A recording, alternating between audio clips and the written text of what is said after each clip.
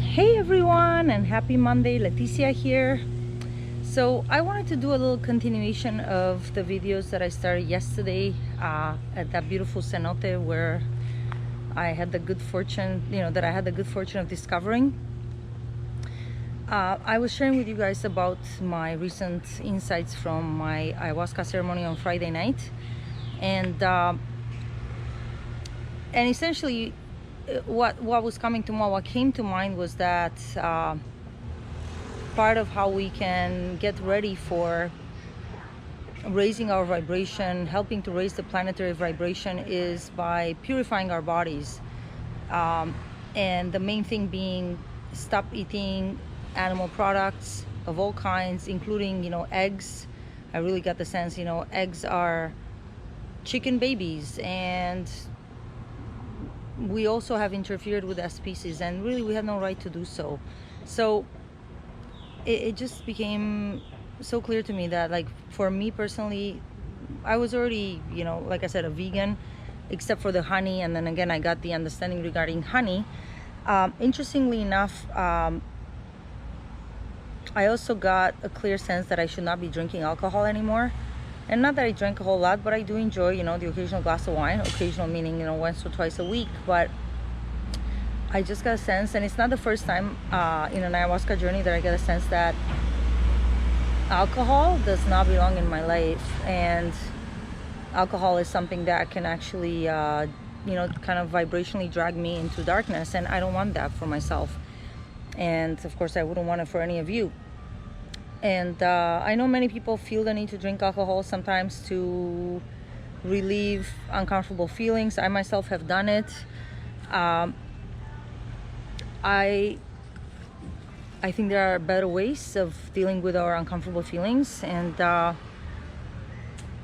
personally, I just like, and it's not the first time in an ayahuasca journey where I get the sense, like when thinking of wine in particular, that I get this sense of like disgust almost, for whatever reason. But I'm just sharing with you guys that beyond just these comments about food and alcohol, what my teacher told me, and again, this is the first ceremony where I was really affected, maybe because I had done the fast. Normally by the time we do the closing circle in the morning, I'm back and ready to kind of start my day. I'm back to normal. But the reality is the effects of the medicine can last up to another 3 days after the fact. You're gonna have some after effects as long as you stick to the ayahuasca diet, which is, bland, no animal products, no alcohol. And especially because, literally by the time the closing circle was finished this time around, I was definitely still under the effects. I needed help to get up. I needed help, and up until like midday on Saturday, I figured, no, you know what, I'm gonna follow the ayahuasca diet for the next 3 days. And I had an experience last night. Sorry about the noise, guys. Sorry.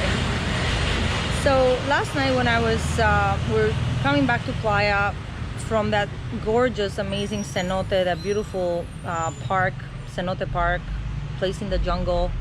I'm feeling super peaceful and amazing. And then we decided to stop by a local grocery store but it was a plaza, and they had a shoe store there. And I'm thinking, I'm gonna get my son needs some new sandal shoes. I'm gonna go and get him some shoes.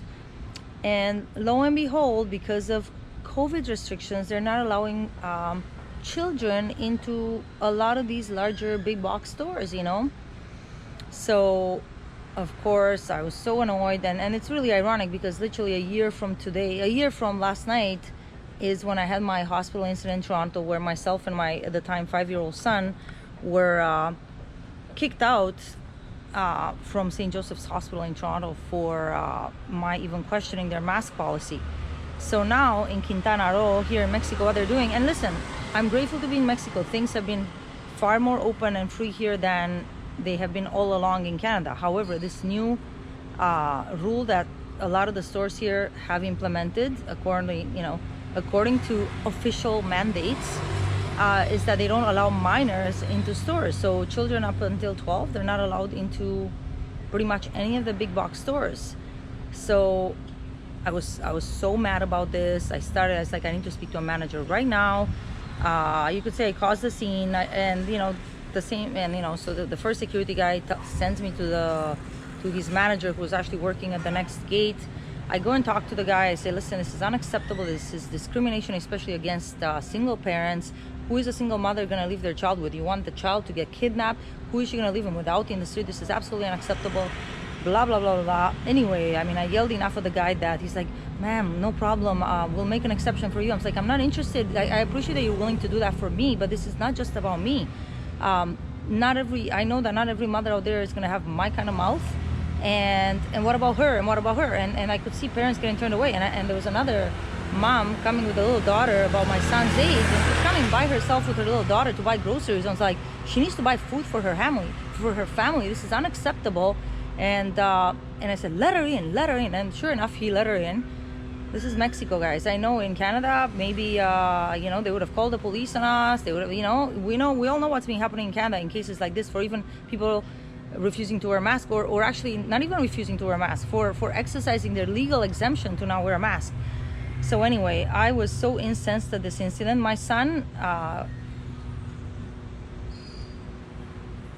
was staying with my partner. I was there, some 20 meters away, and I was quite annoyed because I felt like my partner needed to support me. Later, I found out that, my son, I guess he's still traumatized over that incident that happened a year ago. And since then, when he heard that children were not allowed into stores, he even though I'm willing to barge my way through and be like, fuck you guys, I'm walking in, no problem. But my son has been refusing to walk into the stores with me, which really bothers me, because I tell him, do you think this is right? I know my son is only 6 years old, and it makes me mad that we have to deal with this. But I'm committed to changing this. Like, I'm not going to stand for this. And then, after the fact, I told my partner, you know what, I'm not going to stand for this. I know I'm here in Mexico, and, I'm still considered a foreigner here. It doesn't matter. When you see something wrong, you have to say something. And these abuses against our rights are going to continue as long as we all agree to. And I was not kind to this manager last night. I was like, use your brain. Do you have children yourself?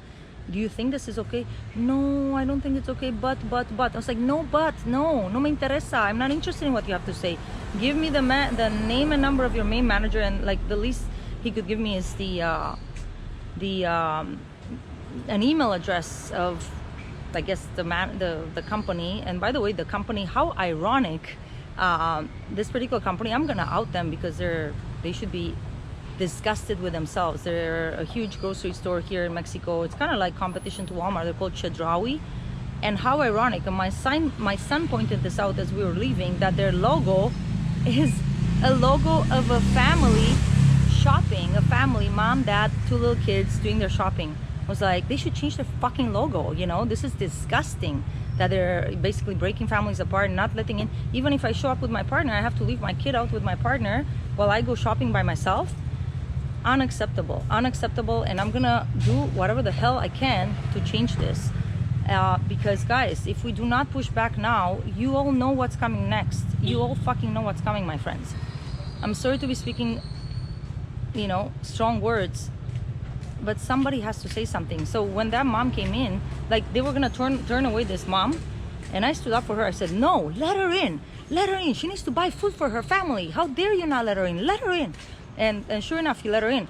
But when he was about to turn her away, then the woman, disappointed, she's about to head out. I said, lady, you have to say something. And then she opened her mouth too, So guys, please, I know it may seem uncomfortable, what have you, but somebody has to say something. And it's us, those of us who are awake, those of us who feel empowered. We have to open our mouths and say something, okay? When you see injustice, say something. No te quedes callado. Don't stay silent in the face of injustice. This is absolutely unacceptable. And I'm part of parents group over here, and I'm gonna make sure I get the governor's information. I'm gonna make sure I get, the management information for all these big stores that are implementing these idiotic policies, these illegal, unconstitutional, because Mexico has a constitution too, by the way, and I bet you that there are laws against discrimination. This is discrimination against especially single parents, who are traditionally one of the most vulnerable populations. Unacceptable. So anyway, guys, this is kind of a side note. This is not what I wanted to tell you about. What I wanted to tell you about is, an additional insight that that came to me last night.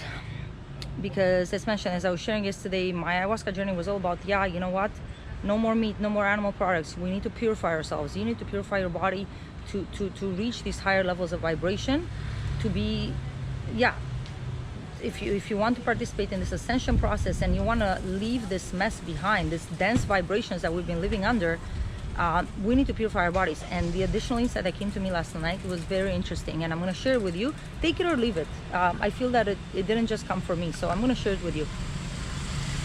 Human beings have been perpetrating a lot of abuse against other species, our animal brothers and sisters. We have been treating animals horribly, with a lot of cruelty and with a lot of lack of consideration, lack of respect, we have been behaving extremely badly. And you know what? We fucking deserve it, because these beings that are currently perpetrating this agenda on humanity, they see us as disposable. They see us like cattle. And you know it very well, my friends. You know it very well. They want to reduce, they want to cull the human population. Why? Because they see us like cattle. They see us like cattle. They see us as disposable. And you know what? We've been seeing animals, we've been seeing other living creatures the same way. So karmically, we deserve what's happening to us. As a collective, we deserve it. And you know what else came to me, my friends? If we want this cycle to end, we need to stop abusing. Stop perpetrating abuse against other beings. Whether it's the cows, the pigs, the chickens, the bees. We need to start living with a lot more consciousness and treating our fellow beings with a lot more compassion. And in us doing so, we break that cycle of abuse. I sincerely, this is what came. I felt like I got a download last night. As long as we keep abusing other beings, how can we expect to be treated better by other beings? Why should we be treated better when we behave exactly like them? How are we any better than these beings that are wanting to cull the human population? We've been culling other populations very disrespectfully in a very crass manner, right? Amigos, right? I'm sorry if my words make you feel uncomfortable, but I really hope you will consider what I have to say, because I'm telling you, this came from a higher source, this information. I really felt like I got a download. And if you're looking for a solution to stopping what's happening on our planet, it starts with us. It starts, not only that, but in terms of abuse and like, we need to stop abusing ourselves, abusing our bodies with things like alcohol, other substances. As my ayahuasca teacher pointed in the morning, there are many plants out there that can be healing plants if they are used in a rightful manner. So things like marijuana, things like the coca plant. The coca plant, I remember traveling to Peru, and it's very common for the locals to chew the coca leaves, and it allows them, it does oxygenate the blood. It allows you to be able to climb at high altitudes without getting tired, okay? And no, it doesn't make you high in a stupid way, not at all. It simply gives you more energy. But when people then consume the processed form of the drug, the cocaine, we all know, and this is what my ayahuasca teacher said, this can very much put people into darkness. Y te quedes ahí, and it's a trap. Same thing with marijuana. When you use marijuana for recreational purposes, when you use marijuana, as the way they say in Mexican Spanish, a lo pendejo, stupidly. It feels great. You're delving into darkness, my friends. And again, I know many of you are very awake. Same thing can be said about alcohol. And in fact, about alcohol in general, I have to wonder if at all, if it can be used in a rightful manner. I mean, look, Jesus drank wine. I suppose, if done in a conscious manner, supposedly, I myself, it's clear to me, being here in Playa, I had a chance to consume some marijuana brownies, and you know what, it's easy to get carried away and like want to do it in a recreational manner, and you know what, it didn't feel right doing so, and I'm not gonna do that anymore. I'm not gonna use them in a recreational manner anymore. I'm not interested in that. I want to be more conscious about what I do with my body, what I put in my body. And when it comes to these plants that have healing properties, because marijuana has amazing healing properties. I was talking to a lady who is literally involved in producing cannabinoid, I don't know what the word is, let's say just cannabis-based medications for cancer patients. And she's helped heal a lot of people with this. So there are ways of using these plants in a rightful manner, and then there are ways to abuse them and push yourself into darkness. And clearly that's not what I'm interested in. I want to support the light. I want to remain as conscious as possible. And then yeah, but the main message I wanted to share with you is that, well, I guess two messages. When you see injustice, say something, do something. Don't ignore what is happening, my friends, because it's very real what is happening. These beings are attempting to perpetrate abuse on humanity at a high level, at a very crass level. And you all know what's happening. And by the way, again, I said to you yesterday about how we know that the vaccines are meant to impair our physical vehicle so that our connection with our higher self is then impaired.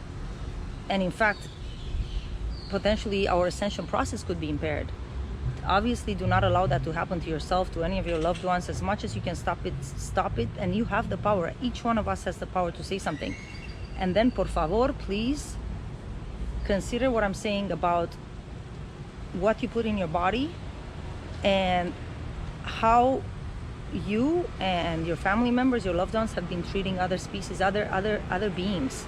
Because as long as we tolerate abuse towards other beings, we deserve no better than to be abused ourselves. Okay? This message came to me loud and clear last night, and I felt it was important to share.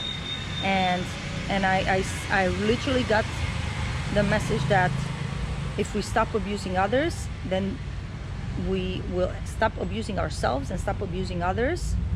Then we earn the right not to be abused ourselves. And we break that vicious cycle, which we ourselves have created, my friends. I'm sorry, through our lack of consciousness. And it's time that we wake up. It's time that we do better. It starts with us. It starts with us. We have the power. No excuses. No excuses. It's not your neighbor. It's not your friend. Like, it starts with every one of us. We have the power. And it may seem small. Oh, what can I do? No.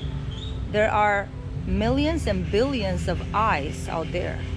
Okay, and if each one of us starts acting in a more conscious manner, starts treating others, starts treating ourselves first of all, starts treating others with more respect, be more conscious. I myself, I'm still working on some stuff. I'm not like, listen, totally, I'm working on some stuff. I still have issues with punctuality, being on time, and I recognize that's a lack of respect towards my fellow human beings. It's an issue that I'm like really wanting to heal, you know, and I'm gonna do my best. I'm on it, you know. But the issue of cruelty and abusing other beings, we cannot allow that to keep continuing, my friends, and then be surprised that other beings want to treat us just the same as we've been treating our animals. We have done a lot of bad things on this planet, we humans, and it's time that we know better. It's time that we do better. We know better, we do better. We can do better. We deserve to do better. If we want to continue having the right to live on this beautiful planet, it's time that we start treating this beautiful planet with respect, with reverence, and other beings, whether it's the cows or the bees. Please consider everything I'm sharing, because it came from a higher place. I can tell you this sincerely, amigos. Okay, thanks for listening. Thanks for considering. Much love to all of you. Blessings. Okay, have a great rest of the week.